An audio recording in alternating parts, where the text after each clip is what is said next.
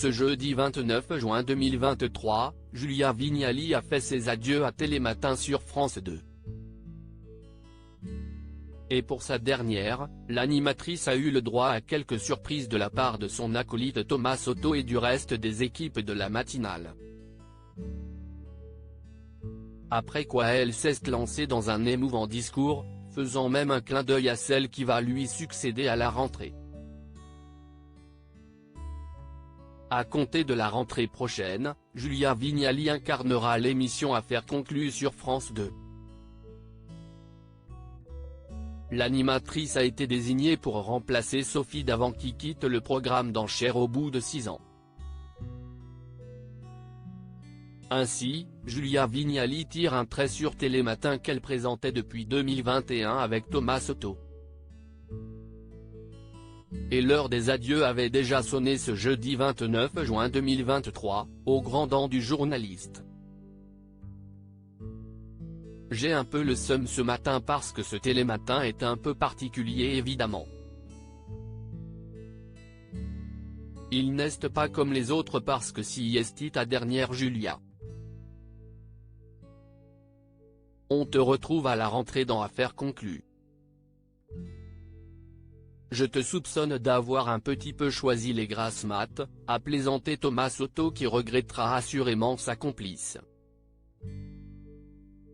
Écoute oui, ce n'était pas désagréable l'idée de dormir. Avec Thomas, on ne s'est jamais couché ensemble mais on s'est réveillé ensemble. Pendant 2 ans, je l'ai vu se laver les dents dans les toilettes de France Télévisions. D'ailleurs, je dois vous témoigner de son hygiène irréprochable. Et ça j'ai vraiment apprécié, merci, a rebondi Julia Vignali. Plus sérieusement, Thomas Soto a remercié la jolie brune avec laquelle il s'est bien marré et dont il retiendra surtout la bonne humeur.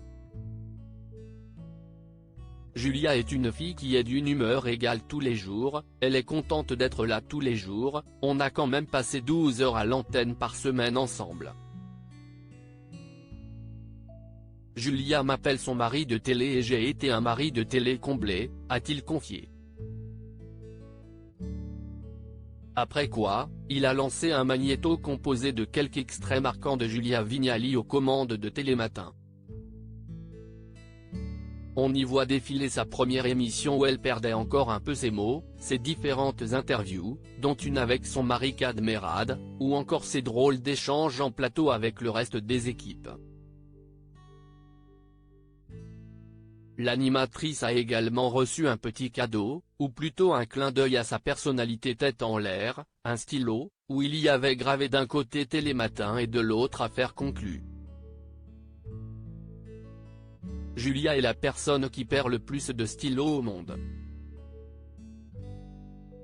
À 6h28, tous les matins, elle est en panique et cherche, s'est justifié Thomas Soto pour expliquer ce choix de cadeau étonnant.